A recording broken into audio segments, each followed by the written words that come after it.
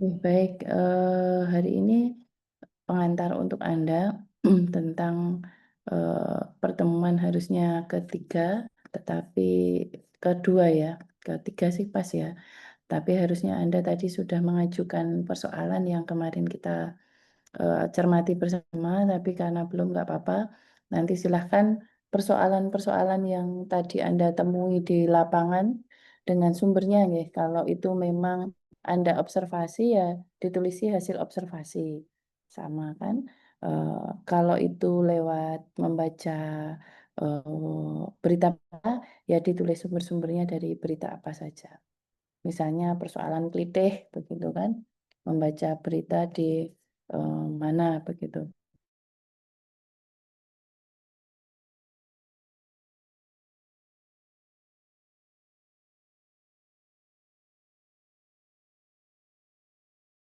Maaf ya ini baru radang sehingga agak berat saya sebetulnya untuk bersuara. Oke, oke nanti kalau tiba-tiba saya matikan dan berhenti ya mungkin saya baru minum atau apa supaya nggak batuk. Ngeten nggih. Jadi ya ada 3 ya Mbak Ares, Mbak Dwi dan Yulista. Baik, oke. Di dalam pedagogi transformatif ini ya kalau kita lihat jelas kalau pedagogi itu terkait dengan pendidikan pasti. Pedagogik ya. Nah, umumnya di dalam model pelajaran kita ini mungkin Anda nanti juga bisa sharing yang sudah menjadi guru ya. Mau jujur atau tidak sharing-nya ya. Apakah Anda sudah menempatkan peserta didik Anda ya, ini di ranah kalau SMP ya, IPS ya, SMP ini berarti sudah menuju dewasa ya. Apakah menjadi, objek Anda ya, di dalam proses pembelajaran di kelas ya, atau menjadi subjek Anda. Iya, ini kalau mau jujur monggo Mas Awan ini yang sudah jadi guru, ya apa Anda memberikan ruang yang cukup luas ya? Atau ya bagaimana kalau Anda di kelas Mas Gunawan? Hmm. Ya, sebenarnya kalau saya banyak berdiskusi, Bu. Seperti misalkan saya tanya tujuan mereka ke sekolah, di sosiologi mau belajar apa, dan lain sebagainya. Cuman mungkin karena kebiasaan apa ya pendidikan yang mereka dapatkan itu masih pasif, menunggu instruksi dari guru, jadi mereka sendiri malah kebingungan dengan apa ya pembaruan pembelajaran atau kebiasaan yang saya biasakan di kelas ini gitu, Bu. Ya. Malah mereka tuh sukanya eh, menulis, jadi didikte sama guru atau menulis di papan tulis, habis itu Hmm. dijelaskan selesai. Kalau diajak diskusi kritis tentang apa fenomena sosial yang sekarang, terutama dalam mapel sosiologi itu, malah mereka kebingungan begitu, Bu Romi. Nggih, itu yang di lapangan seperti itu nggih Mas Gunawan, matur nuwun. Monggo, Bu Guru siapa Bu Ria atau siapa tadi? Bu Agnes Ria. Ya baik, selamat pagi Bu Ruma dan teman-teman semuanya. Kalau di tempat saya ya mungkin terkait dengan pendidikan ini memang anak harus apa ya diajak untuk aktif ya. Kadang memang harus dipancing dulu untuk supaya anak-anak itu terlibat dalam setiap kegiatan pembelajaran. Apalagi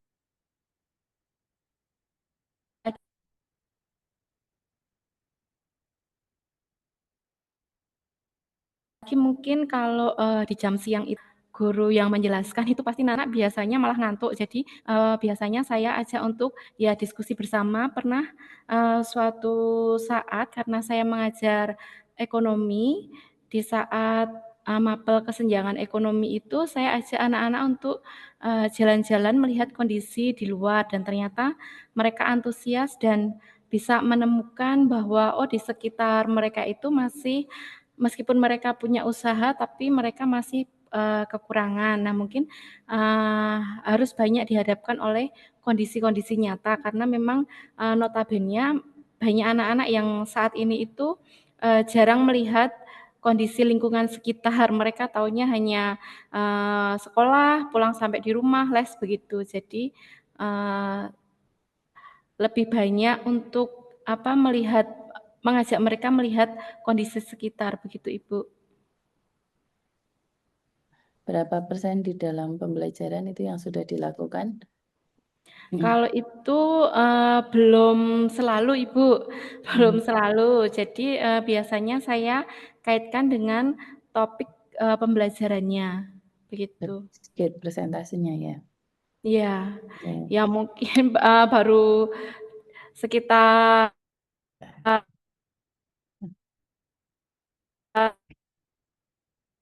Ini disabotase kok ya, kok putus-putus. 3 kalian Ibu untuk mengajak siswa. Oh iya, maaf Ibu, mungkin jaringan saya Gak agak apa-apa. ini. Patut ikut ya. Baik, terima kasih. Monggo.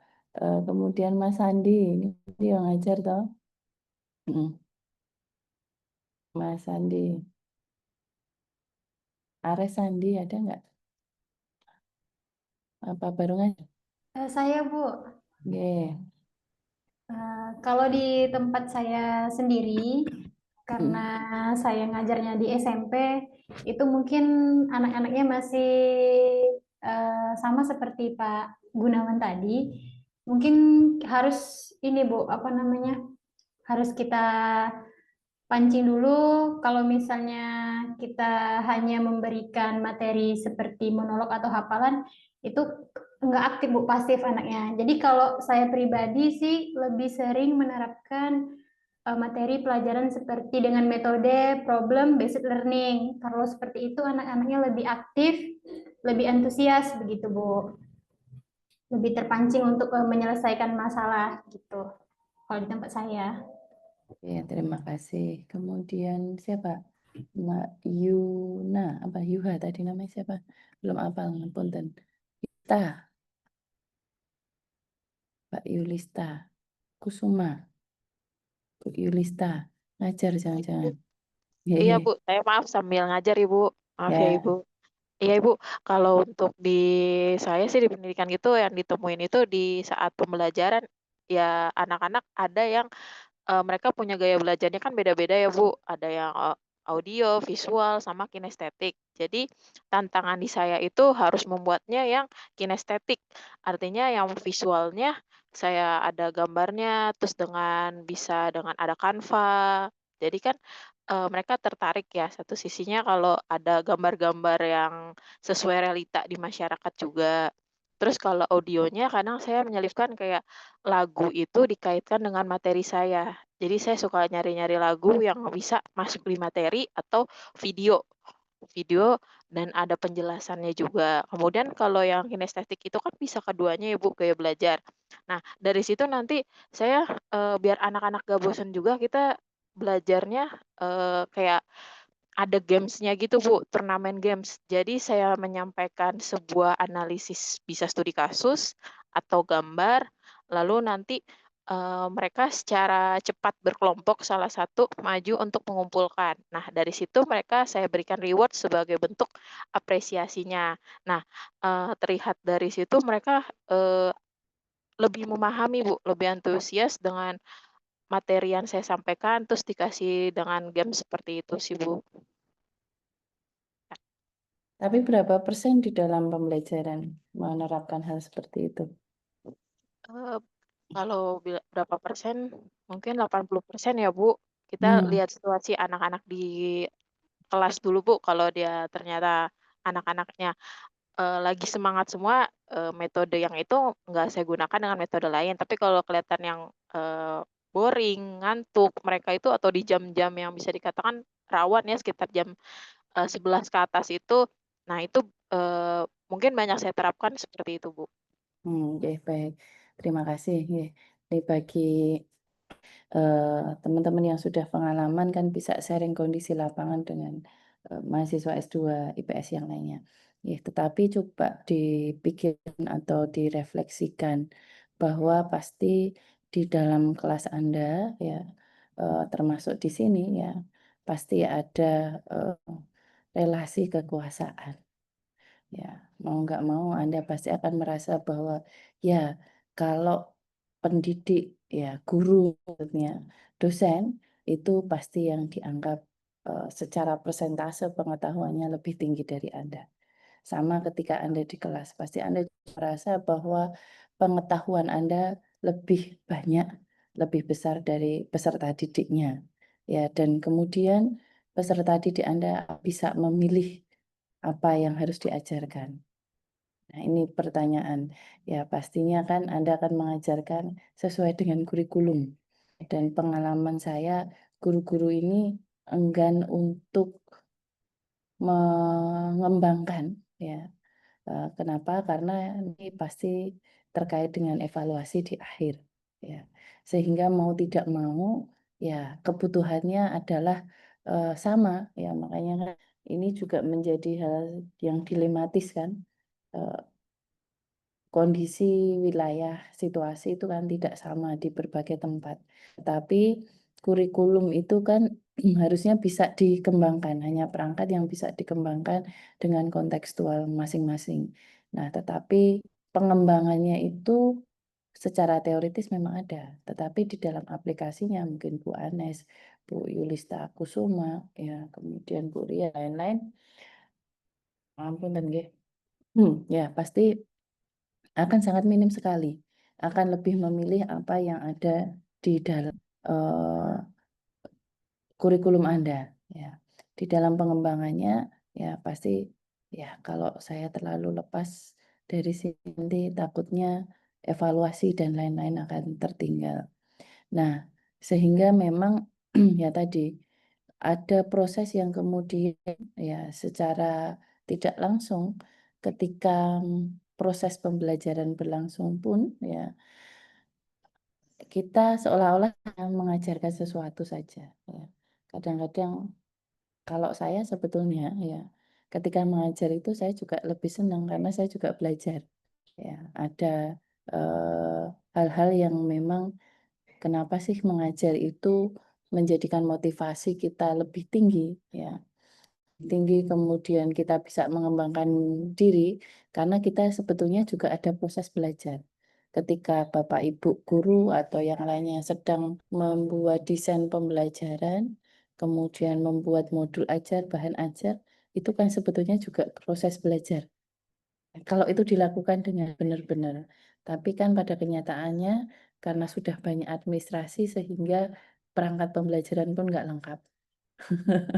Ya enggak nanti materinya ya hanya di buku paket itu. Nah, ini kan yang terjadi sebetulnya ya. Dan banyak tempat tadi mungkin beberapa karena dengan tidak mendukung dan tidak seperti sekolahnya Bu Agnes Ria ya, yang menengah ke atas ya, yang lainnya yang di tempat lain ini akhirnya akses informasi juga terbatas. Ya, sehingga tadi karena ada relasi kekuasaan dimanapun ya, yang terjadi adalah komunik yang monolog, hafalan tadi seperti ya kalau mahasiswanya tadi karena lingkungan ya Mas Trigunawan. So saya nggak bisa begitu karena memang kemudian lingkungannya juga tidak mendukung. Nah ini kan ya kalau kita lihat ternyata tidak ada pemerataan di dalam proses pendidikan di Indonesia dan banyak persoalan-persoalan yang memang kemudian nanti perlu kita perhatikan ya. Tetapi sebetulnya inti dari pembelajaran transformatif itu ya adalah pembelajaran yang mengandalkan kebermaknaan dan kemandirian kepada peserta didik, pada kesadaran meaningful ya pada proses maupun kebutuhan di dalam pembelajaran. Idealnya ya kalau kita bicara ideal ya harusnya setiap pembelajaran ini adalah pembelajaran yang manusiawi atau authentic relationship itu ada ya. Tetapi ya tadi karena situasi yang memang beragam dan tidak sama ya pada akhirnya di dalam proses pembelajaran sendiri pun harus menyesuaikan ya mengkontekstualkan dengan lingkungannya. Saya selalu bilang kepada mahasiswa saya, tidak ada teori yang paling tepat. Nanti kan Anda akan menerapkan konseptual yang paling tepat ya kan untuk pemecahan masalah. Tetapi sebetulnya hakikatnya tidak ada teori atau konseptual yang paling tepat. Yang paling tepat adalah ya yang sesuai dengan kondisi peserta didiknya dan lingkungannya. Ya. Karena tadi berbasis kebutuhan ya, itulah hal yang paling solutif sebetulnya di dalam pendidikan. Ya, maka tidak bisa disamaratakan. Mungkin Anda akan menggunakan pendekatan project based learning. Itu tadi hanya tepat jika di sekolah jenengan ya Bu ya. Tapi mungkin kalau tadi di sekolahnya Mas Guna nggak akan bisa, nggak akan berhasil ya. Karena tipe anaknya tadi mungkin karena kebiasaan dari SD ya, hanya apa Mas didikte atau apa tadi menulis kemudian baru Iya, diterangkan gitu. Nah ini kan tidak ada teori yang paling tepat di antara teori. Yang paling tepat nanti ketika Anda ada di lapangan adalah menerapkan itu ya sesuai dengan kontekstual. Tidak ada satu teori pun, teori, model, strategi pembelajaran yang paling pas. Ya, maka Anda mempunyai pengetahuan atau wawasan tentang model pembelajaran termasuk strategi di bawahnya, metode dan lain-lain ya, untuk menyesuaikan dengan situasi atau lingkungan yang ada. Ya, memang kalau teori tadi kenapa selalu dibilang tidak tepat ya? Karena tadi ada idealisme di situ ya.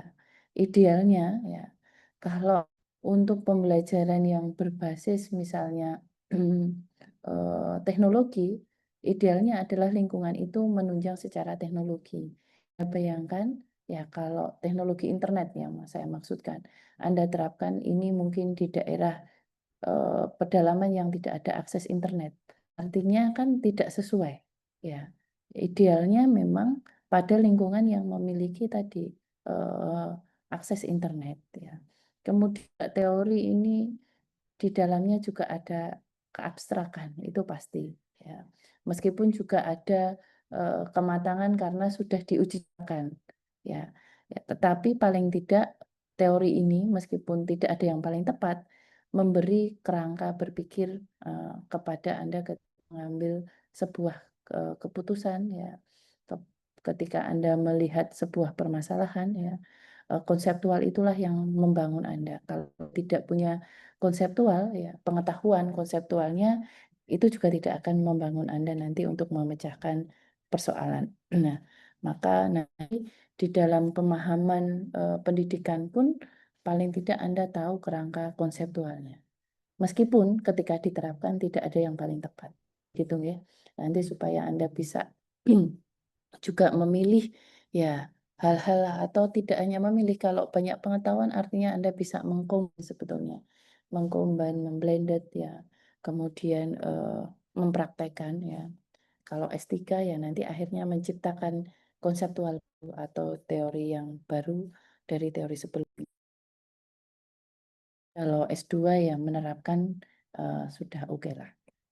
Nah, di dalam transformasi pendidikan dan pembelajaran ada beberapa hal yang nanti harus diperhatikan karena di dalam transformasi pembelajaran ini orang atau peserta didik Anda otomatis harus terlibat aktif di dalam pembelajaran itu. Kemudian kalau Anda ingat bahwa kalau tujuan pembelajaran itu kan dari tidak tahu menjadi tahu, tidak mengerti menjadi mengerti, begitu ya. Di dalam proses itu selalu ada kegalauan ya. Kalau Anda melihat mungkin bingungan ya. Mungkin juga di dalam mata kuliah ini pun Anda pertama juga bingung. Apa sih transformasi pendidikan yang dimaksud di dalam kuliah ini? Ada pertanyaan-pertanyaan yang begitu banyak ya. Ada kebingungan ya, kemudian mungkin Anda mengira-ngira sendiri. Oh, nanti arahnya kemana, begitu ya. Saya akan belajar apa tentang kuliah ini. Juga sama sebetulnya di dalam pembelajaran. Kalau di dalam transformasi pembelajaran ya, pertama itu pasti ada semacam disorienting terlebih dahulu ya. Jadi ada kebingungan terlebih dahulu. Ya, aku berpikir maka aku ada. Kalau Anda bingung, saya selalu bilang ke mahasiswa Anda harus bersyukur. Artinya ada sesuatu pertanyaan-pertanyaan ataupun asumsi-asumsi di dalam benak Anda terkait dengan topik yang sedang kita bahas. Tapi kalau Anda tidak bingung sama sekali, ya saya malah bertanya. Ya, sebetulnya ada yang apa yang berkesan bagi Anda atau tidak begitu ya, yang masuk pada Anda atau tidak.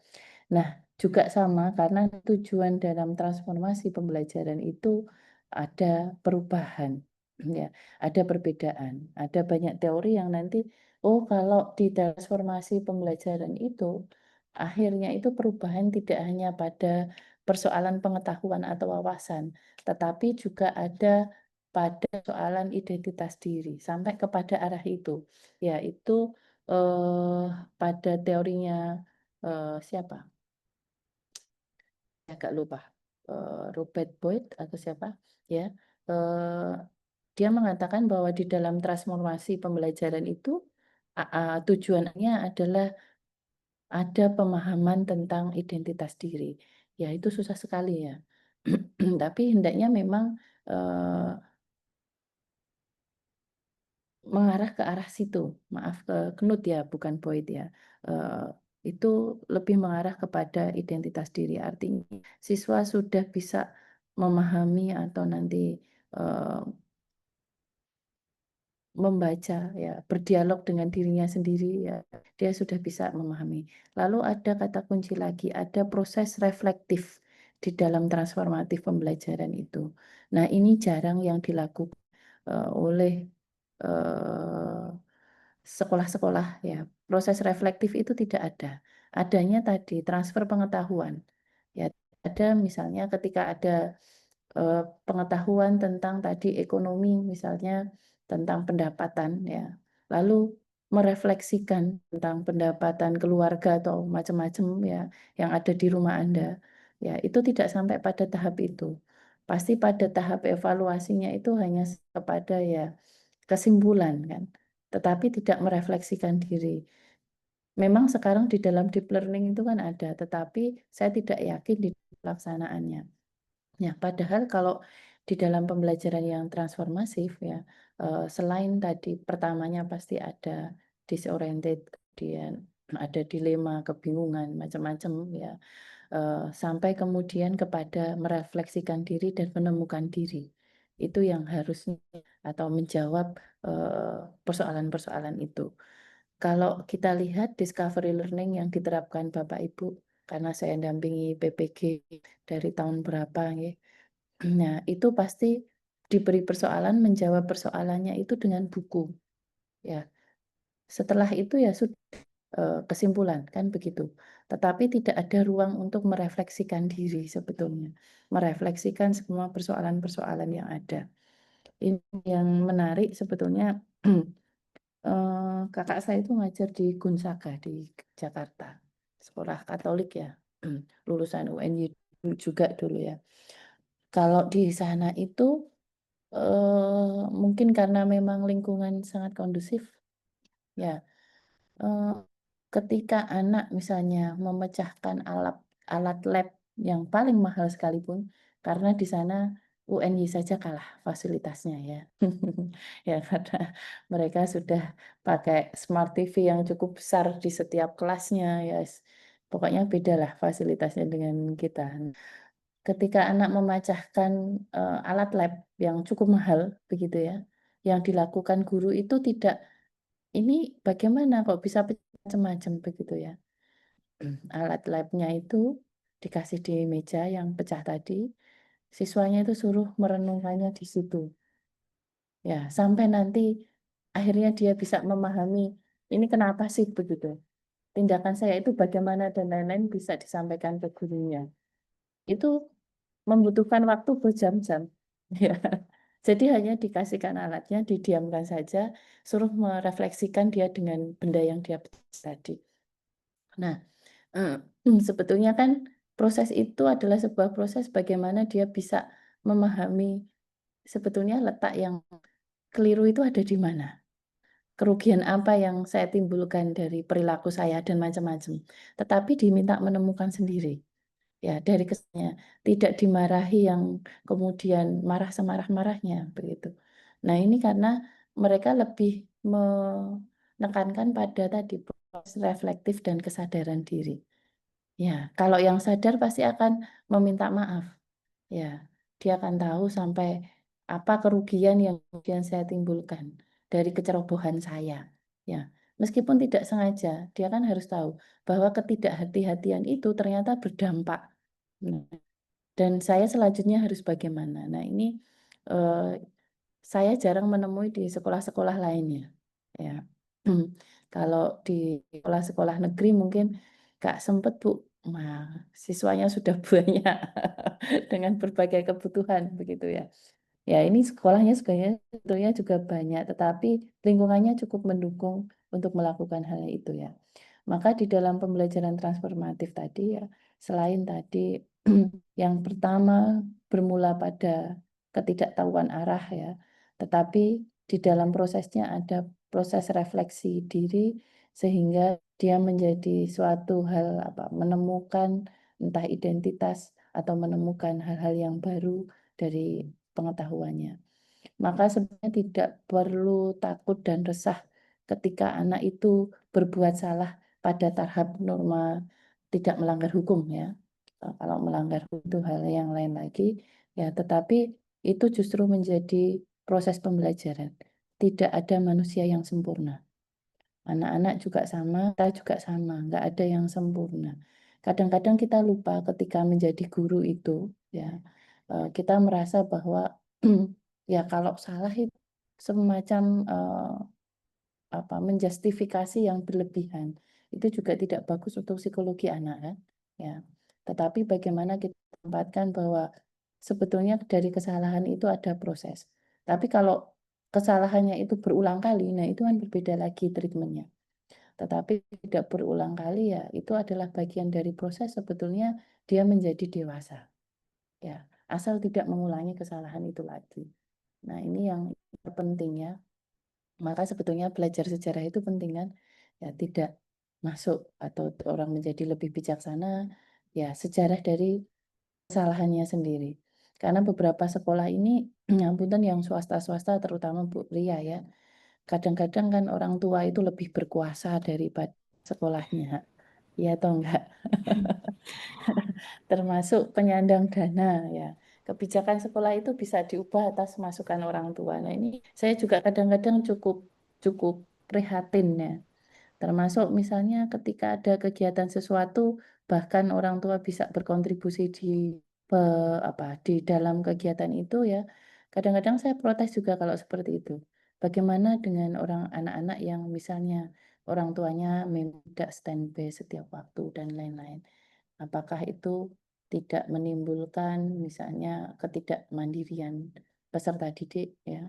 Kemudian ada kesenjangan justru kan sudah ditimbulkan di sekolah itu sendiri dan lain-lain. Nah, tadi bahwa pembelajaran transformasi itu intinya nanti ada perubahan, tetapi di dalam prosesnya itu ada refleksi kritis dari setiap peserta didik itu sendiri. Ini harus Anda nanti tekankan bahwa sebetulnya mendorong ke dalam perubahan itu ya diawali dari ketidakstabilan dulu, dari krisis dulu. Ya, maka Anda yang mengajar SMP ini kan kalau dulu krisisnya itu ada di SMA ya. Sekali tingkat SMP. Nah, kalau Anda bisa mengarahkan ya melakukan membimbing ke dalam refleksi diri yang lebih kritis ya nanti mereka akan menemukan konsep diri yang lebih tinggi termasuk di dalam kesadaran pembelajaran. Nah, itu ya kata kunci di dalam pembelajaran transformatif. Pertama pasti diawali dari tadi ya krisis ya karena ketidakstabilan, keinginan tahu, pertanyaan-pertanyaan sama ketika Anda menemukan masalah. Itu kan Anda kemudian ini bagaimana sih menyelesaikan hal ini ya. Itu kemudian ada banyak pertanyaan. Kemudian Anda kemudian mungkin bisa dijawab ya dengan hal ini apa bisa ya dengan ini apa dengan yang itu atau yang dengan yang ini. Nah, sebagainya. Maka harusnya setelahnya ada proses refleksi diri. Ya. Dan terakhir adalah menemukan atau transformasi diri ke dalam hal sesuatu. Memang di dalam proses transformasi untuk mengetahui transformasi kadang-kadang kita bisa melakukan tadi dengan melakukan evaluasi. Ya, maka memang evaluasi dibutuhkan di dalam pendidikan dan pembelajaran. Kenapa? Untuk melihat atau mengukur ya, mengukur tingkat transformasi yang ada di dalam tadi proses pembelajarannya. Kalau tidak ada, saya orang yang pada teori bahwa evaluasi itu tidak penting, yang penting proses. Proses itu juga penting, tetapi evaluasi juga penting. Sama pentingnya. Karena evaluasi bisa melihat prosesnya. Ya. Dulu kan ada yang menentang ujian ujian akhir ya untuk ini ya dan sebagainya karena dianggap bahwa evaluasi tidak penting. Tapi sekarang orang kembali lagi kan ada evaluasi lagi karena sebetulnya hanya mengukur. Tetapi bagaimana alat ukurnya? Nah, yang saya paling miris itu adalah ketika melihat bahwa evaluasinya harusnya kan pada minimal 3 ranah. Keterampilan, pengetahuan, dan sikap. Tidak hanya pengetahuan. Tapi coba Anda tanya teman-teman di kelas ini, nanya yang Bapak Ibu guru di sini, apa yang diukur? Pasti lebih banyak kepada ranah pengetahuan. Kecuali yang ikut ketika penilaian PPG. Tetapi lepas dari itu, yang dinilai secara rutin adalah kognitifnya. Iya atau iya? Iya ya, karena cuma 2 pilihannya. Tapi pada ranah keterampilan dan sikapnya, secara kontinu pasti persentasenya ya tidak sebanyak kognitifnya. Padahal kan tidak demikian. Kalau Anda mengukur ya eh, ketercapaiannya itu memang tiga-tiganya harus ada. Maka di dalam tujuan pembelajaran itu kan ada ranah proses dan sikapnya. Kalau di saya sendiri, mungkin kok tidak ada sikapnya, Bu. Ya, itu hal yang terjelas sebetulnya kan ada di ranah pertama. Ketika Anda membuat artikel besok, ya, tidak ada sumber, itu sebetulnya adalah ranah sikap Anda. Plagiarisme, ya. Kan kemarin sudah saya umumkan kalau plagiarisme nggak lulus ya di mata kuliah kita. Itu ranah sikap untuk akademisi ilmiah kan begitu.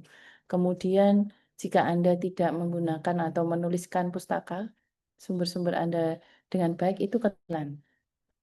Ya, menuliskan sumber tidak bisa. Nah, ini hati-hati sekali karena biasanya ya, Bu, kalau sudah diparafrase kan nggak ada sumbernya. Tidak. Meskipun diparafrase itu ide gagasan orang lain. Ya kan? Tetapi Anda bahasakan, tapi idenya tetap milik orang lain. Anda harus menyertakan itu. Oh, ini idenya mengacu kepada si Mbak Ines misalnya atau yang lainnya. Ditulis Ines berapa gitu ya. Karena tidak ada gagasan itu yang murni. Ada langit di atas langit. Orang selalu bilang demikian. Maka nanti pun di dalam Anda melihat atau melakukan pembelajaran yang transformatif pun ya Anda juga harus melakukan evaluasi, refleksi diri secara seimbang. Ngapunten ya. Nah, ini misalnya nanti kemudian juga pembelajaran transformatif ini kan sebuah pendekatan dan model di dalam pembelajaran. Ya, Anda nanti bisa lihat kalau di dalam model pembelajaran itu artinya kan mencakup pendekatan strategi, metode, teknik, dan cara pembelajarannya. Nah, karena Anda orang pendidikan, ya di S1 dulu kan sudah diberi teori pendidikan, ya materi itu pasti ada semua di S1 yang pendidikan. Anda harus tahu kalau pendekat model pembelajaran itu apa sih bedanya nanti dengan metode pembelajaran. Ya, kalau model pembelajaran itu kan lebih luas ya tadi pendekatan strategi, metode dan teknik. Kalau metode pembelajaran dengan strategi pembelajaran bedanya apa? Karena ini adalah hal yang berbeda. Kadang orang tanpa sadar menyebutkan ini secara general, sehingga maksudnya mau bicara model, tapi justru yang bicara metode. Metode lebih spesifik lagi. Kalau teknik, nanti lebih teknik pembelajaran, itu lebih spesifik daripada metode, dan sebagainya. Ya, ini ada di teori S1 bahwa konseptual ini adalah konseptual, tetapi ini berbeda, secara arti berbeda-beda. Tapi baik pendekatan, strategi, metode, teknik itu ada di ruang lingkup model pembelajaran. Jadi kalau kita menyebutnya pembelajaran, artinya di dalamnya sudah ada strategi, metode, pendekatan, teknik. Tapi kalau kita menyebutnya metode pembelajaran, belum tentu di dalamnya ada pendekatan. Begitu nggih. Konsep-konsep ini harus Anda pahami, maka pembelajaran transformatif ini ya bisa nanti Anda masukkan misalnya di dalam strategi pembelajaran.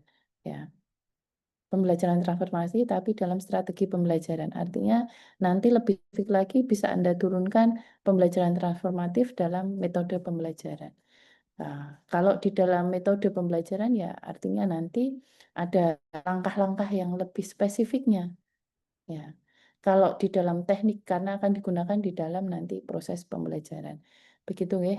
Konsep ini harus Anda pahami supaya ketika Anda nanti di dalam melakukan paparan memecahkan masalah ya, ini nanti sampai pada ranah mana, apakah metode saja, teknik saja, pendekatan atau model pembelajaran. Kalau model artinya semua mencakup di dalamnya.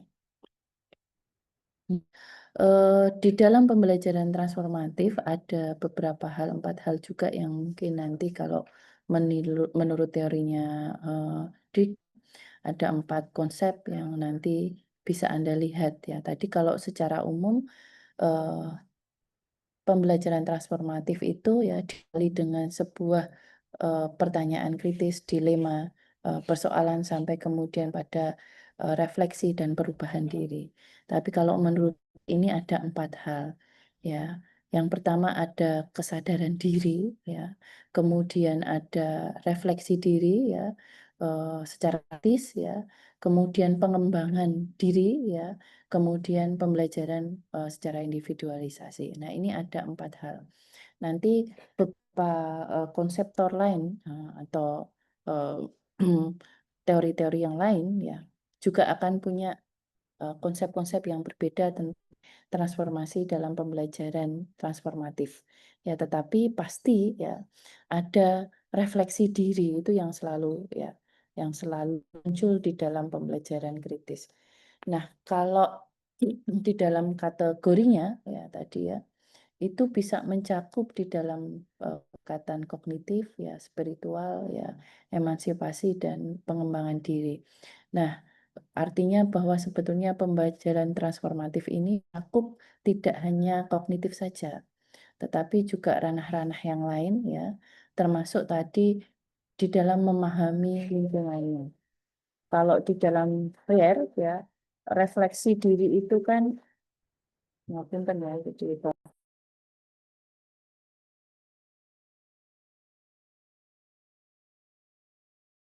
bentar.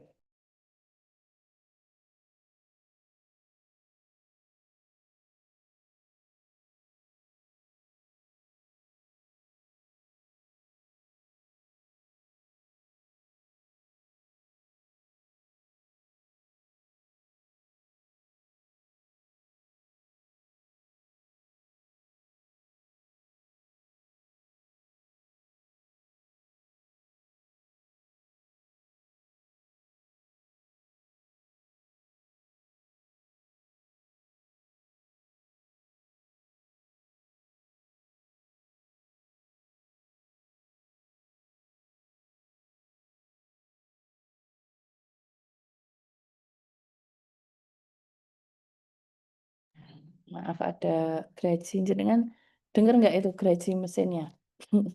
Ya sangat mengganggu ya. Udah saya minta apa untuk berhenti sebentar supaya tidak mengganggu. Ya, jadi apa pembelajaran transformatif tadi ya ada elemen-elemen yang bisa masuk di situ ya, baik secara kognitif, spiritual ya, pengembangan diri, motivasi dan lain-lain. Maka harusnya pembelajaran ini idealnya yang transformatif tadi bisa diterapkan nanti mungkin Anda menyebutnya ya strateginya bisa berbeda-beda, metodenya bisa berbeda-beda, pendekatannya bisa berbeda-beda maupun tekniknya bisa berbeda-beda. Tetapi pada model pembelajaran ini ada kata kuncinya, yaitu tadi ya, refleksi dan perubahan diri. Tetapi kalau untuk pendekatan strategi metode di dalam setiap beragam. Ya, hal yang positif dari pembelajaran reflektif ini adalah ya, yang pertama menekankan pada kreativitas belajar. Ya, harus ada kesadaran diri, itu yang terpenting. Ya, apa sih pentingnya saya memahami materi ini dan sebagainya ya.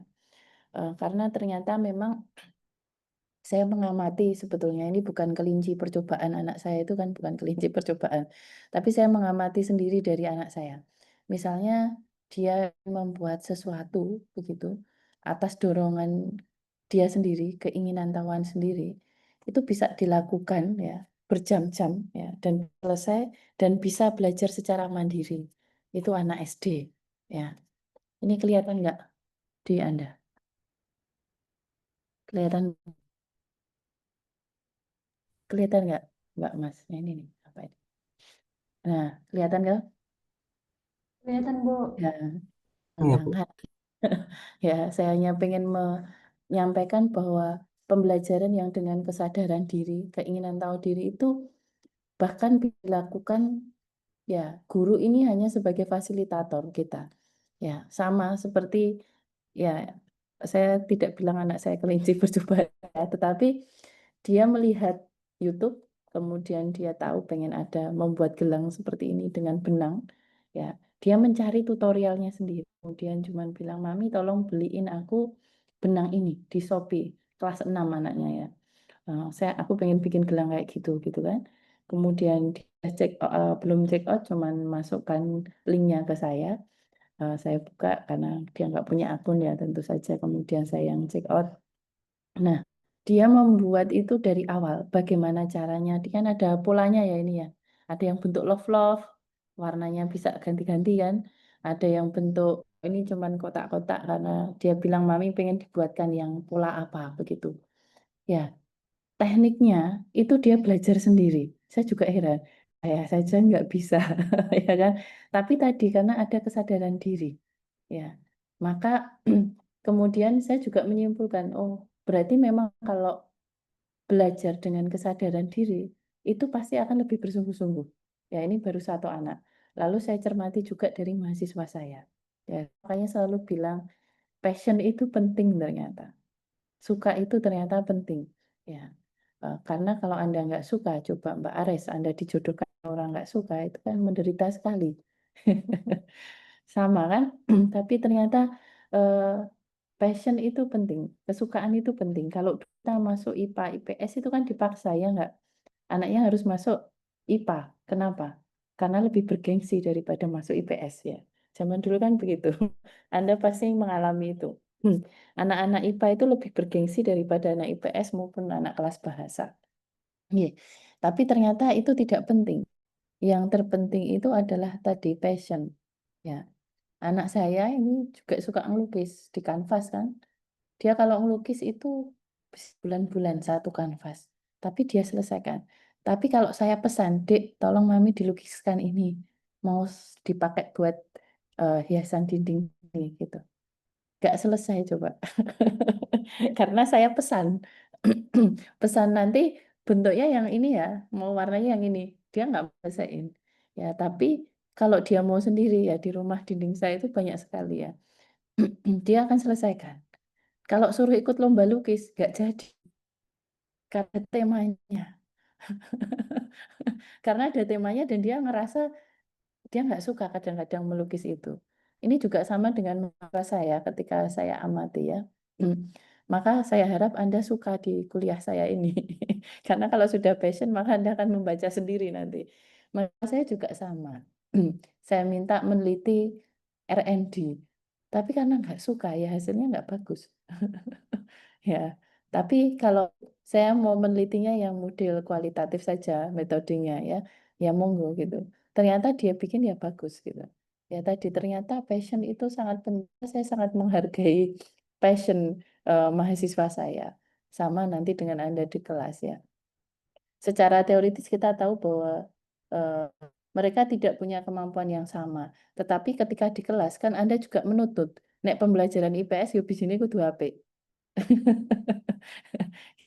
Nah ini yang passionnya nggak di IPS ya gitu kan, yang juga menjadi ya persoalan dilema kita sendiri itu ya. Jadi maka karena kalau tidak gurunya dianggap tidak berhasil. Nah ini hal-hal yang berbeda lagi.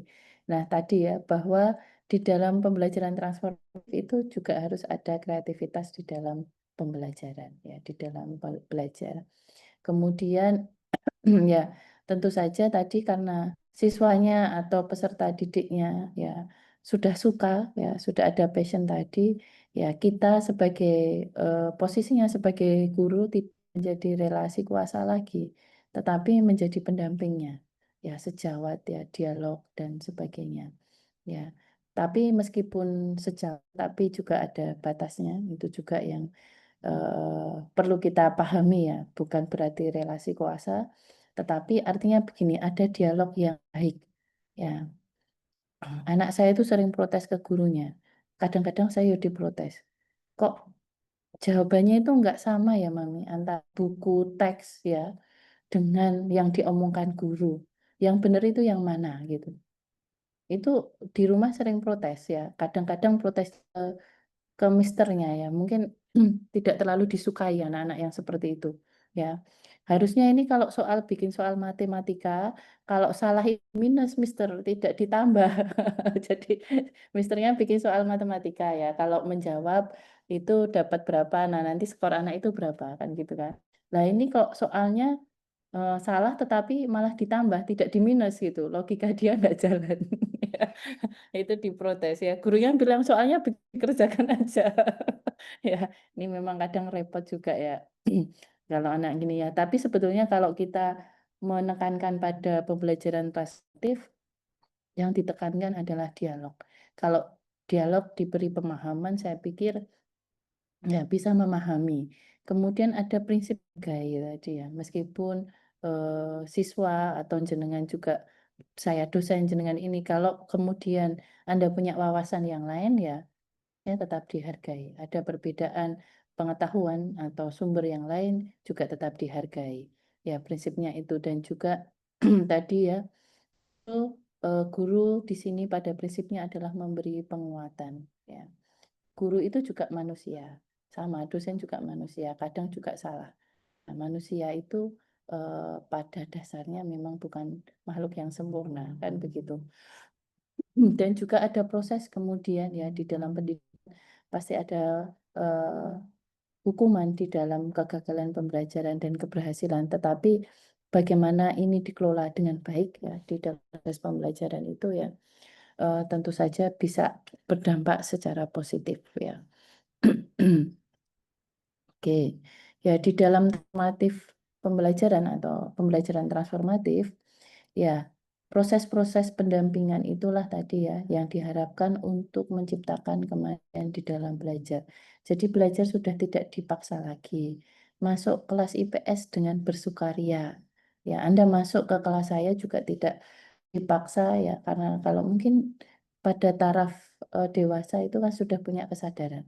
Tapi di dalam proses anak-anak ini yang perlu diciptakan adalah kemandirian dan kesadaran di dalam pembelajaran. Itu enggak mudah ya. Itu tidak mudah ya. Memang kadang saya tahu mungkin Bapak Ibu di sini ya, menciptakan kemandirian anak-anak kan beragam karena punya budaya di yang berbeda-beda. Dan biasanya tadi orang tua itu banyak sekarang ya. Saya tanya teman saya di Australia kemarin juga sama. Banyak ikut campur di dalam proses pendidikan anak ketika itu ada di ruang kelas atau menjadi kebijakan sekolah. Ya, itu kan terjadi. Nah, tetapi sebetulnya kalau ada tujuan pembelajaran yang jelas, ada tujuan pendidikan yang jelas di sekolah itu, hendaknya ya campur tangan itu menjadi sangat minimal. Kalau campur tangan itu berskala positif, memberi masukan, membangun tidak apa-apa. Tetapi kalau kemudian menimbulkan hal-hal yang sifatnya negatif ya tentu saja tidak baik. Tapi kadang-kadang nggak disadari loh Bapak Ibu nggih. Mungkin di sekolah swasta itu kan ada P5-nya itu dibuatkan gate sendiri-sendiri anak-anak. Ya, entah untuk memamerkan kreasinya macam-macam. Saya lihat di situ orang tua itu ikut serta. Ada juga yang sampai berlebihan memesankan dekorasi sendiri, ya, di tempat yang benar-benar profesional. Sehingga yang mendekorasi itu profesional di satu bot misalnya. Itu terjadi, tapi sebetulnya kalau sekolah mengizinkan hal seperti itu kan tidak menciptakan kemandirian anak-anak. Ya, sejelek apapun itu karya anak, ya harus dihargai kan. Dekornya jelek juga nggak masalah, tapi itu adalah kreativitas mereka ya.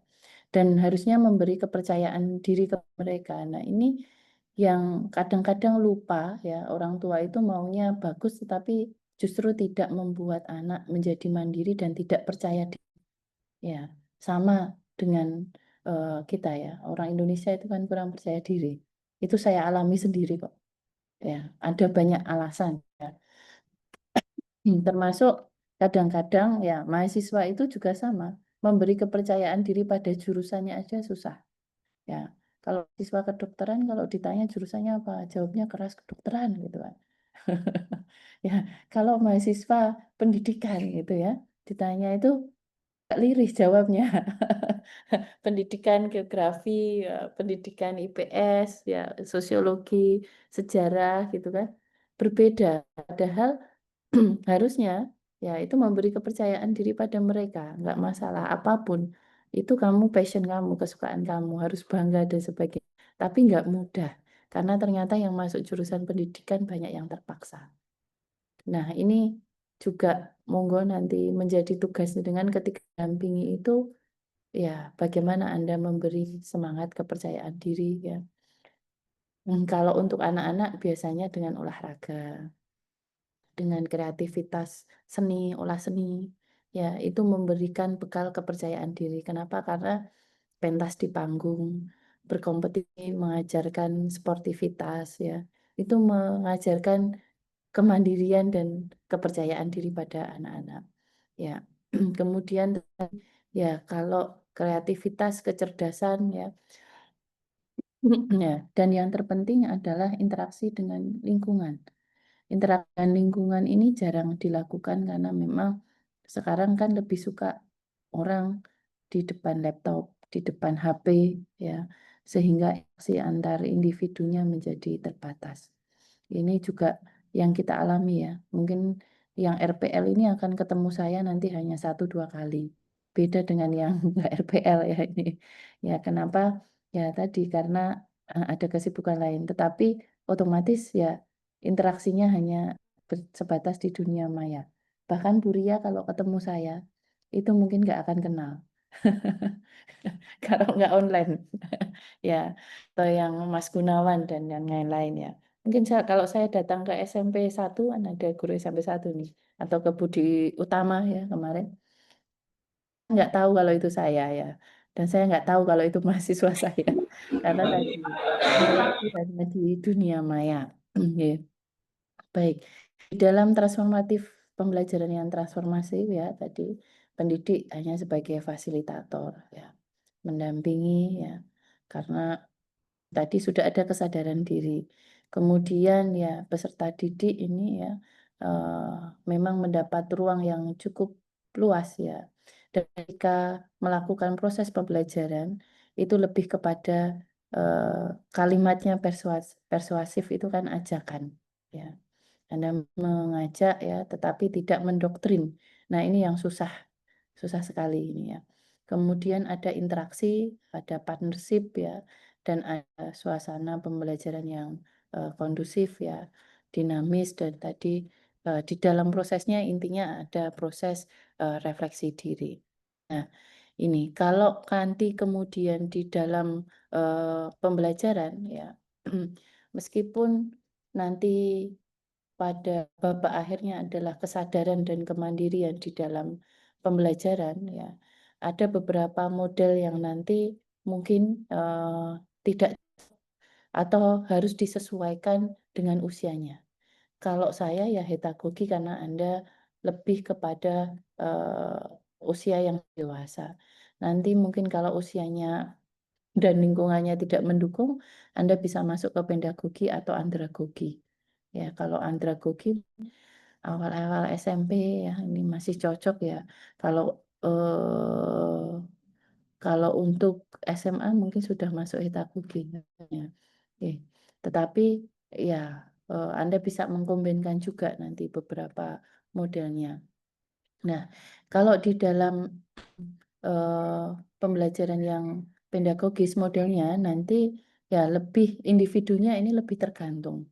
Kalau untuk anak TK, SD awal ya, ini mungkin lebih cocok ya. Tetapi kalau yang andagogi ini lebih kepada pembelajaran untuk orang dewasa, kemandirian kan, ya. Artinya juga kalau SMP harusnya sudah pada tahap mandiri. SD kelas 6 itu ya kelas 5, kelas 6 itu sudah mengarah ke situ. Kalau yang heterogogi ya ini betul-betul mandiri, seperti dia kan lebih banyak belajar mandiri. Ya, kalau tidak belajar mandiri ya nggak dapat apa-apa. Ya. Kalau yang pedagogi ini guru yang memutuskan kapan harus belajar dan lain-lain. Tetapi ternyata ini juga sama di ranah apa yang formal ya. Karena di formal sudah terjadwal. Kalau terjadwal nanti jadi kacau ya. Tetapi yang merancang semuanya dari awal, dari teknik ya, pembelajarannya itu juga gurunya. Dan pedagogi kalau untuk SD itu biasanya ada di sekolah alam kalau Anda lihat ya. Memang perlu pendampingan khusus, tetapi dari observasi saya kalau di sekolah alam itu bahkan kan siswanya ditanya meskipun SD, hari ini mau belajar apa gitu kan, matematika gitu, atau mau belajar apa, seni dan sebagainya. Nah, tetapi kalau di sekolah formal, ya tidak mau memang guru yang masih memutuskan dan merancang ya tentang teknik pembelajaran, metodenya, semuanya yang merancang adalah gurunya, termasuk waktu-waktu pembelajarannya, tahapan pembelajarannya ya. Kalau Anda pakai discovery learning dengan apa tadi problem based learning pun tahapan proses pembelajaran kan Anda yang menyekenariokan di dalam kelas itu.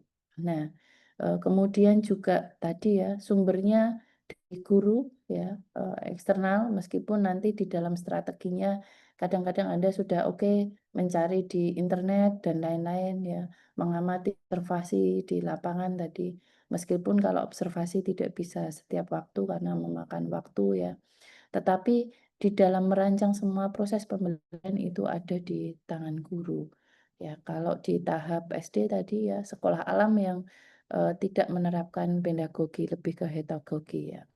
Kemudian kalau yang andragogi, ya, andragogi ini lebih mandiri.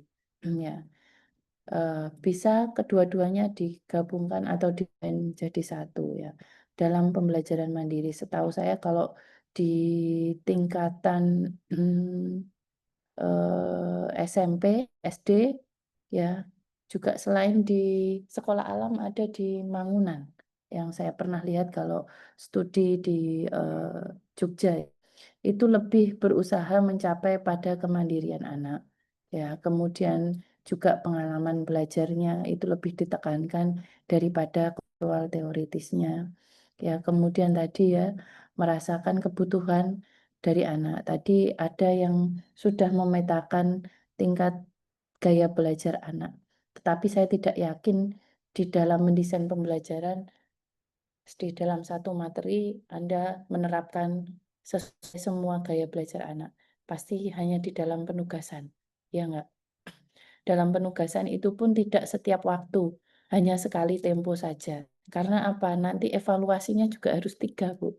Kalau produknya banyak, otomatis sesuai dengan gaya belajar peserta didiknya, desain pembelajarannya, RPP-nya juga harus banyak, ya kan? Evaluasinya juga harus sesuai dengan gaya belajar anaknya. Kadang-kadang guru tidak punya, saya memahami sekali, tidak punya waktu untuk membuat itu. Idealnya kan memang demikian. Ya, kalau hanya sekali waktu nggak masalah, Bu. Coba bayangkan harus bikin LKPD dengan 3 tipe siswa misalnya. kemudian evaluasinya dengan 3 tipe siswa, atau nanti sampai ada produknya karena 3 tipe ya evaluasinya 3 tipe, ya kan. Nah ini yang sangat belum mendukung sebetulnya. Ya kalau begitu kelas nggak apa-apa Bu, ya coba kalau kelas besar Bu, bisa pusing saya kan gitu. Nah ini yang dialami guru-guru pasti demikian. Ya, tetapi yang terpenting bahwa ya kalau yang andragogi ini berpusat pada masalah ya. Kemudian ya tadi sama sumbernya internal pada kepercayaan diri ya dan guru juga sebagai fasilitator. Ya kalau saya melihat yang di sekolah formal ini sudah ke andragogi dan kadang-kadang ya meskipun ada yang masih pada pedagogi awal. Ya, tetapi juga ada yang sudah mengombinkan dengan pedagogi di sekolah-sekolah tertentu ya. Tadi latih pada pemecahan masalah yang lebih proaktif ya, ada efikasi diri ya, bagaimana dia belajar dari proses itu, kemudian ada pengembangan diri. Nah, tetapi dalam pedagogi ini kan lebih mendukung pada pembelajaran transformatif sebetulnya yang andragogi dan pedagogi.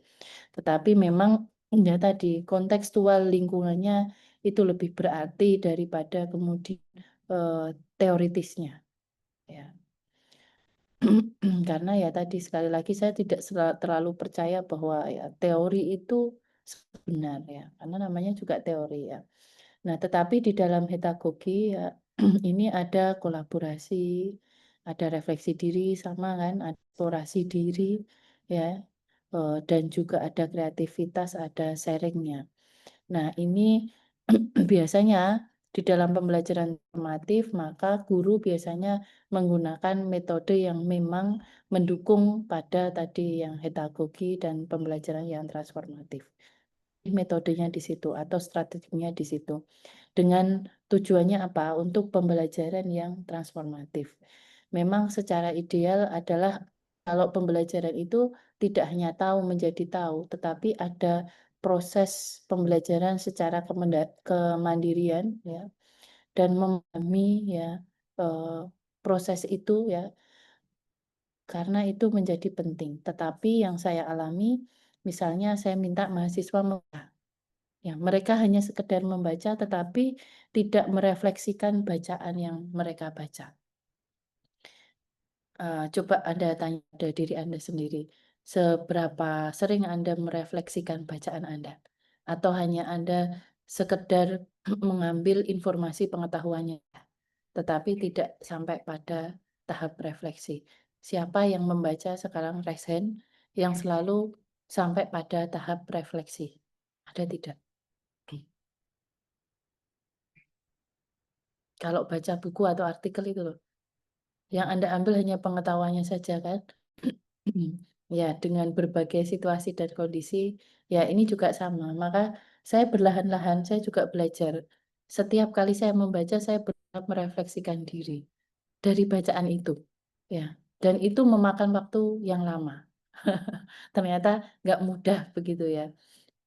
Tidak hanya informasinya yang saya ambil, tetapi juga saya mencoba merefleksikan diri, kemudian mengkorelasikan terhadap pengetahuan, lingkungan yang ada begitu ya.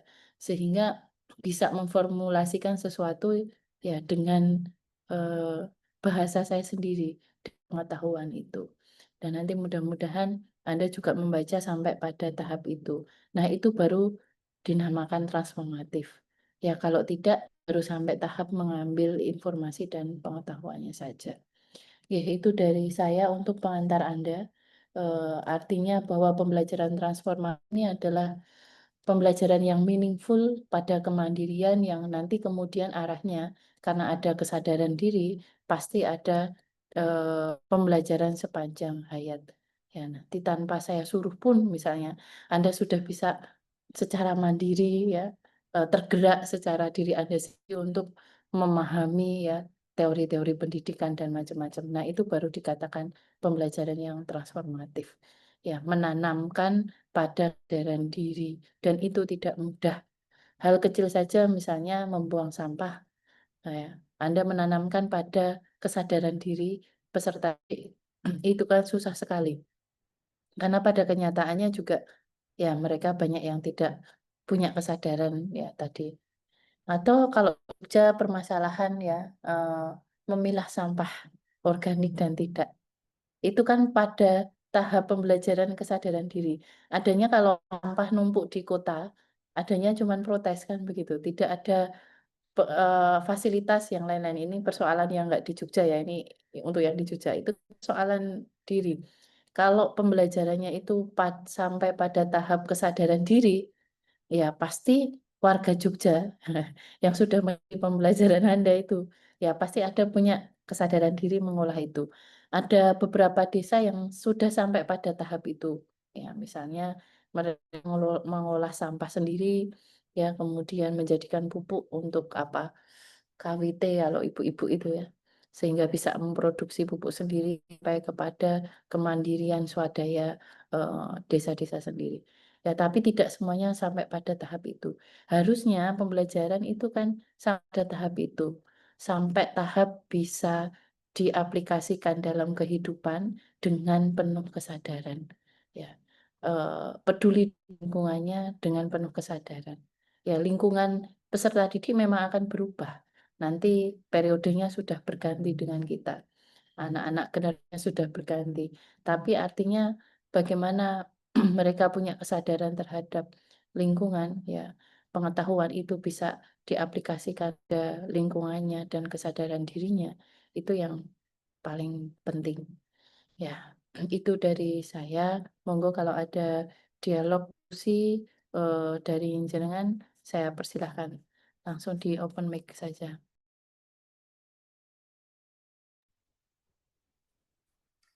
Izin bertanya, Bu. Lain mohon menyimak, nanti juga boleh menanggapi pertanyaannya. Silakan. Ini sedikit sharing ya, Bu ya, karena saya juga guru mapel IPS.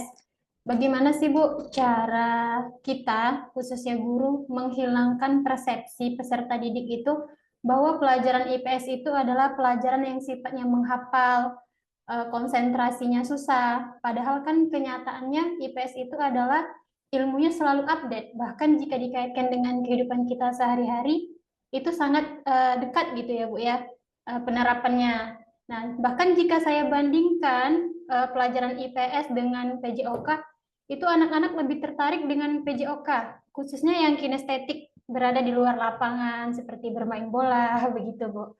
Tidak peduli dengan cuaca panas, hujan atau segala macamnya. Nah, gimana kira-kira Bu kita sebagai guru menyikapi ini gitu, Bu? Terima kasih, Bu. Terima kasih. Monggo Mbak Mince. Baik, terima kasih Bu. Sendiri belum punya pengalaman langsung di sekolah, tapi kemarin di salah satu mata kuliah di semester ini juga, mata kuliah dengan kurikulum dan bahan ajar, terus kami ada sempat melihat, mengkaji beberapa bahan ajar, dan saya lihat bahwa bahan ajar sosiologi atau IPS itu banyak bersifat normatif, di mana siswa tuh diarahkan untuk harus seperti ini, harus melakukan ini, daripada diarahkan untuk nanti bertransformasi, harus menjadi kritis, terus jadi bahan ajar modul itu lebih ke yang normatif, siswa harus lakukan ini, baiknya harus seperti ini, masalah ini dampaknya kayak gini, harusnya seperti ini, dibandingkan harus siswa diarahkan untuk mengkaji lebih dalam masalah apa ada di balik hal-hal yang kita lihat sekarang tuh. Dan ini bukan pertanyaan Bu, tapi saya pengen nanti artikel di mata kuliah ini bisa menulis tentang itu, pendidikan transformatif dan kaji hubungannya dengan bahan ajar yang sering dipakai di sekolah yang sifatnya itu lebih normatif dibandingkan kritis. Terima kasih Bu. Oke, baik. Terima kasih. Monggo yang lain beri tanggapan, termasuk pengalaman-pengalamannya mungkin bisa di-sharingkan di sini. Ada dua hal yang didiskusikan dari Mbak Ares. Namanya siapa Mbak manggilnya? Bu Ares. Kalau biasa saya dipanggil Bu Peres, Bu. Oh, Bu Perez, Julia Perez. Ya, Tanpa Bu. Julia, Ibu. Oh, tanpa Julia ya. Ya, Bu Perez dan Mbak Minje. Monggo silakan. Izin menambah. Mbak Suci, kemudian Mas Gunawan, monggo. Oke, terima kasih Bu.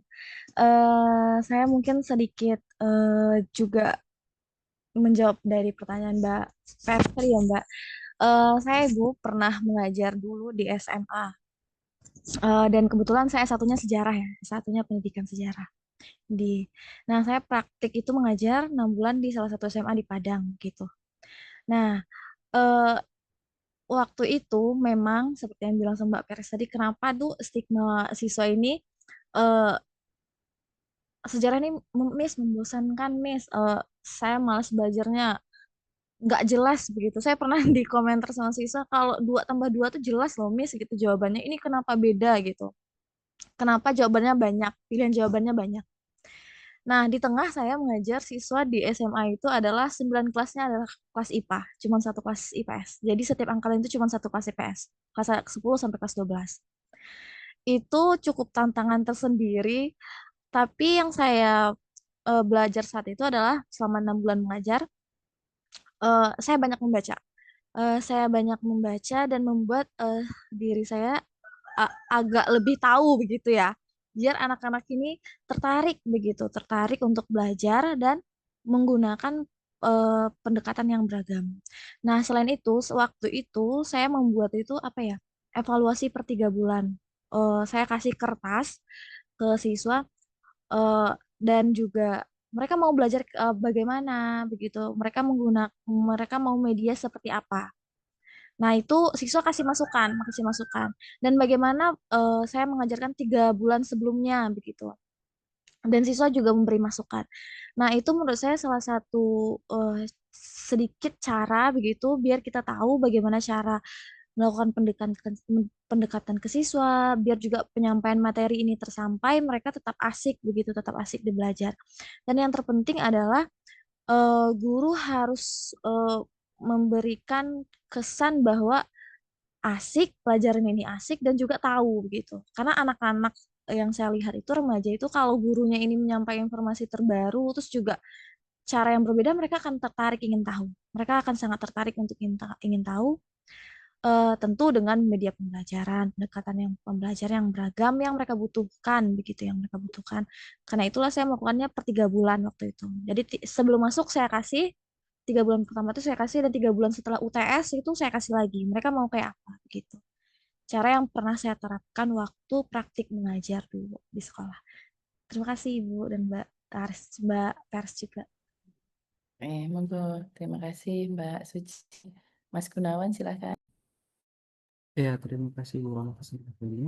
Kalau berdasarkan pengalaman saya, ini saya simplifikasi ke mata pelajaran sosiologi ya, Bu Paras. Kalau untuk geografi, sejarah dan sebagainya mungkin nanti menyesuaikan saja. Dan kebetulan kalau untuk pembelajaran mendalam kan kita diminta untuk mengaplikasikan, kemudian ada prinsip pembelajaran bermakna. Artinya kita dituntut untuk bisa mengaitkan ilmu tersebut dengan keseharian siswa atau aktivitas siswa supaya ilmu itu benar-benar apa ya dibutuhkan oleh siswa.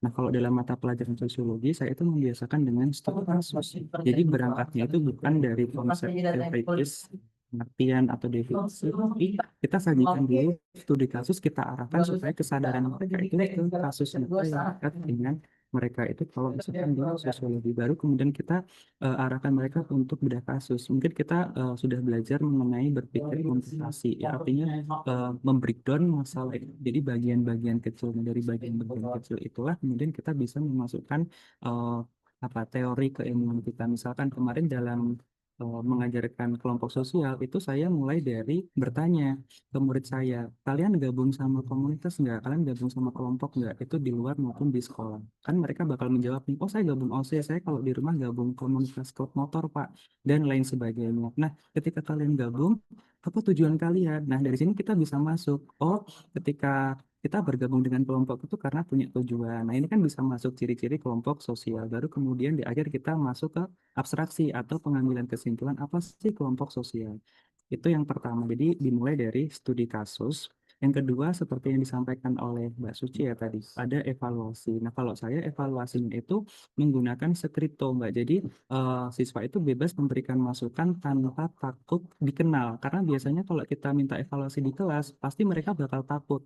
Pak, begini, atau mungkin ketika memberi masukan, kita kan jadi tahu siapa yang memberi masukan, terus jadi dikenal, jadi apalah pandangan teman-temannya jadi berbeda. Tapi kalau menggunakan Skripto secara anonim, mereka bebas memberi masukan. Nah, yang ketiga adalah kombinasi atau kita mengajar dengan pola yang berbeda. Jadi jangan sampai pola mengajar kita itu bisa ditebak oleh siswa supaya mereka tidak bosan. Misalkan di pertemuan ini menggunakan video, pertemuan berikutnya menggunakan think per share, atau mungkin pertemuan berikutnya kita studi lapangan. Nah, dari beberapa kegiatan yang saya lakukan, saya baca di Skripto, itu siswa lebih suka ketika menonton video dan membuat sebuah project.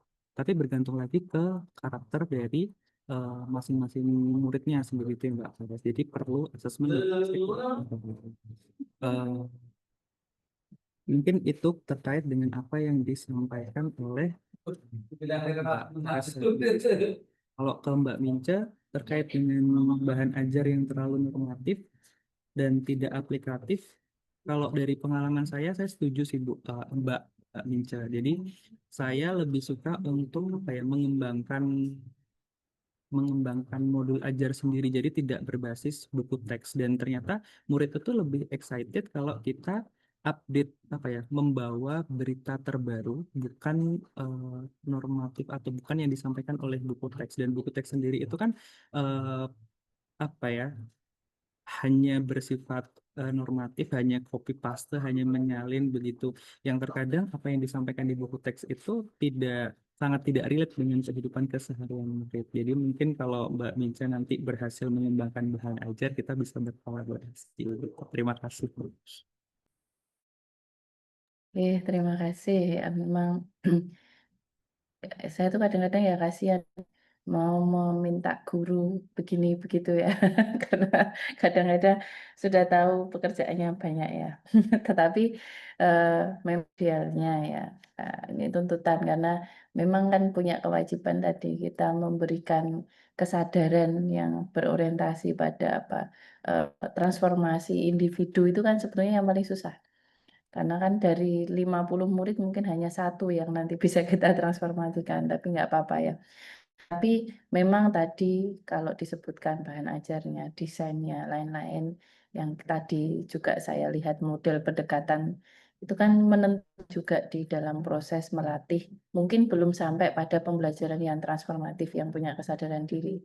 Tetapi mengarah ke arah situ itu kan lebih penting daripada kita tidak melakukan sama sekali. Artinya ya tadi mengarah kepada kemandirian dulu, kesadaran dulu ya. Tapi memang pembelajaran IPS juga jadi problem. Memang apalagi sejarah ya. Kalau ditanya apa sih manfaatnya untuk kehidupan kita? Ngapain saya menghafal penemuan-penemuan kuno? Eh, kan orang lebih sekarang pada pembelajaran praktis. Apa yang bisa gunakan? Ya, maka memang ya IPS ini sebetulnya tidak perlu menyalahkan perspektif orang, tetapi bagaimana kita mengubah proses pembelajaran itu ya menjadi proses yang lebih aplikatif. Ya, di awal itu memang harus ditegaskan. Kita belajar ini itu sebenarnya nanti gunanya apa sih? Manfaatnya apa sih begitu ya. Oke, kita akan belajar tentang tadi diajak kunjungan ke warung. Sebetulnya untuk apa sih? Nah, itu kan yang harus diterangkan, diinformasikan. Karena saya pikir selama ini gurunya kadang-kadang lupa memberi informasi tentang manfaat kita belajar topik ini tuh apa. Coba ya, langsung ke materinya atau plus-plus lupa lah segalanya. Tapi kalau di pemahaman, apalagi di tataran SMP, kita mau belajar tentang misalnya anak saya itu juga nggak paham ngapain belajar matematika, ilmu yang mematikan gitu. Padahal saya bilang loh, coba kamu kalau ngukur benang tadi bikin gelang ya kan anak SMP itu pakai matematika loh. Kan kamu kemarin diajarin ukur ini, atau sekarang coba diukur diameternya. Ya, jadi sudah zaman teknologi begini kok kamu ngukur diameter, kok kamu letakkan di mami. Ya kan, gimana kalau yang pesan gelang ini orang dari Jakarta, saya gitu kan. Nah, matematika kamu itu digunakan, kamu bikin, oh diameter segini, sekian-sekian gitu. Karena kamu diajari ngitung kan bangun ruang termasuk lingkaran dan macam-macam itu.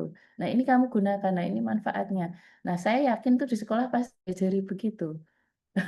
Sehingga nggak tahu, ngapain saya belajar tentang diameter.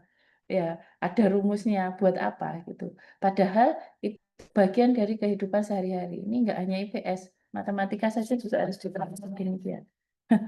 Nggih, jadi saya yakin kalau guru-guru nanti semua bisa mengarah pada pembelajaran yang lebih kontekstual, ya bisa menjelaskan, memberikan informasi, ini manfaatnya apa sih? Tidak hanya tujuannya, karena biasanya kan cuma tujuan pembelajarannya bla bla bla bla, tapi manfaatnya apa? Ya, kamu naik belajar ini, nanti naik kamu begini bisa pakai loh. Kamu naik belajar tentang integrasi, nanti ketika kamu misalnya ada di masyarakat, ada perselisihan, ada apa begitu. Nah, kamu bisa begini loh. Nah, ini kalau kamu ada berselisih dengan lingkungan kamu bisa begini loh. Nah, ini kan yang nggak pernah sampai ke peserta didik. Ya, sama, maka ini ya jadi PR kita bersama-sama intinya ya. Kalau di dalam model strategi ya, yang penting kita sudah mengarahkan ke arah itu. Karena kalau mau apa pedagogi transformatif yang benar-benar ya, saya yakin butuh dedikasi yang luar biasa. Tapi masih banyak juga guru yang saya sangat salut ya mengarah ke situ. Tetapi ya eh, upaya ke arah situ itu perlu diupayakan intinya begitu. Meskipun tadi ya Bu ini baru belum kesadaran loh, hanya kemandirian dulu nggak apa-apa. Ya, yang penting mandiri dulu. Ya Bu ini pada ke taraf berpikir kritis loh Bu. Itu pun susah kok berpikir kritis. Ya, oh nggak apa-apa berpikir kritis dulu, tetapi kita mendesainnya mengarah ke arah eh, pendidikan yang transformatif intinya kan begitu. Oke, itu dari saya terima kasih Mas Gunawan, Mbak Suci ya. Namanya cukup bisa membuat kita nanti menerapkan juga di dalam mendesain eh, pembelajaran atau memecahkan persoalan-persoalan pendidikan. Oke, ada lagi? Kalau tidak ada, Izin bertanya, Bu. oh nggih, silakan Mas Azam. Ya,